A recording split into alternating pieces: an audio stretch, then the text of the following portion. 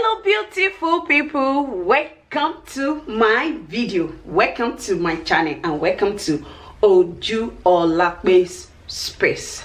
Wow, it's nice knowing that you are always there watching Ojuolape's video. So today I'm taking you just round Ibadan and see what street food we eat right here in Ibadan. We have lots and lots of street food that we enjoy, especially when you just feel like, wow, I'm just bored of those food I eat at home. So what next? I really need to take something out, or probably you are out, you're coming back from work and you are hungry. You don't really need to get to the house, you don't really need to get to the house to start cooking. So you can just look around and get what? Street food. And when you come to about street food is popularly has to do with, sometimes if it has to do with some food that is in season, you might probably not get them, but there are some constant street food. So today I'm taking you around Ibadan to see what street food we have right here in Ibadan. Thank you for always watching my YouTube channel. Thank you. I say thank you so much.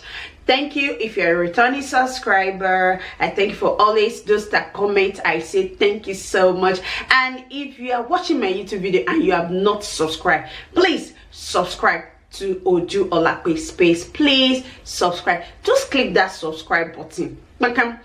And you've subscribed to my YouTube channel, and you just click that notification bell. There's a bell, you just click on it, it will notify you every time I upload new video. Like now, with where people were, I have some people that are just like, oh, you are not giving us enough tips, you are not giving us enough of what we really want. I was like, what is it? They were like, yeah, just uploading once in a week. So I had to increase my YouTube videos to twice in a week, and I'm going to be uploading Sundays and Wednesdays. Woo! I hope you're going to watch out for my videos, and you're not just going to just get video from Ojuolape space any longer. You're going to enjoy every bit, I mean it, every bit of Ojuolape's what? Video. And I say so much thank you so much to a lot of people that have really encouraged me, that have said I should keep on the good work, and I'm not going to relent. So because of that, please keep subscribing. Subscribing. Let your baby girl enter 1,000. I beg, Picono, please. More of subscriber, YouTube subscribers, you're needed. And I say big kudos. Now let's get our bags and our shoes, and let's get to the street of Ibadan. I say big welcome to Ojuolape space. See you on the streets, and remember to subscribe. Thank you.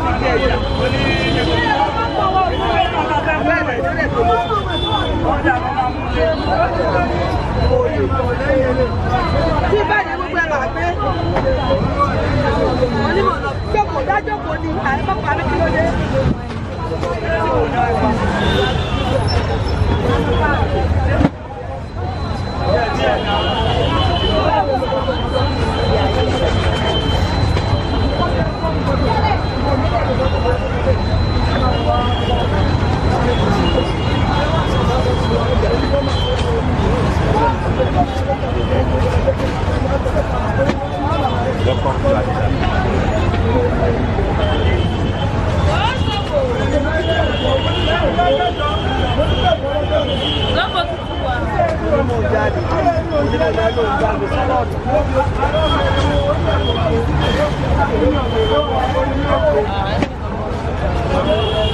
minutes.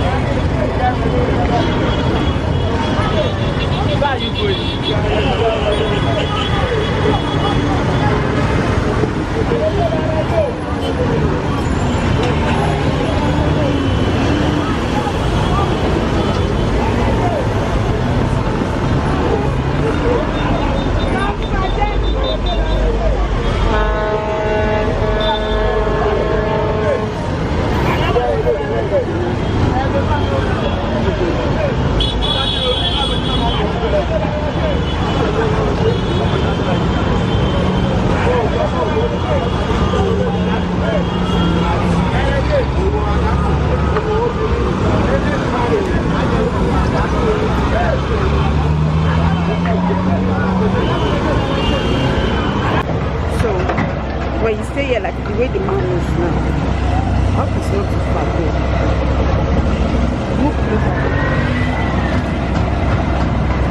I think we should do like this.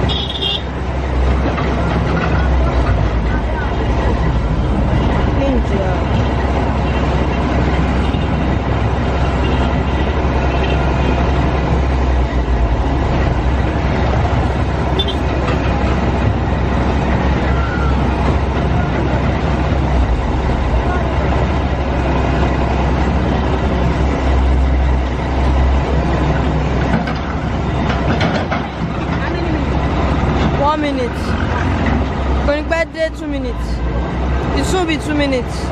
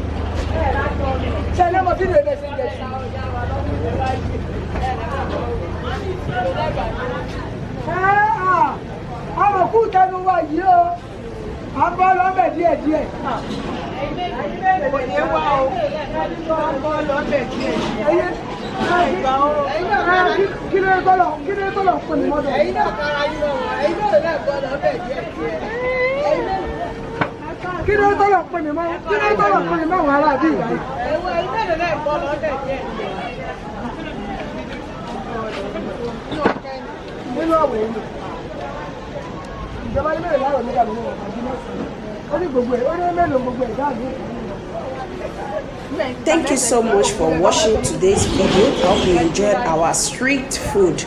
Keep on watching Ojuolape's Space. Subscribe, like, and share. See you in my next video. I say big thank you for watching. Bye. I can stop it now. It's 2 minutes.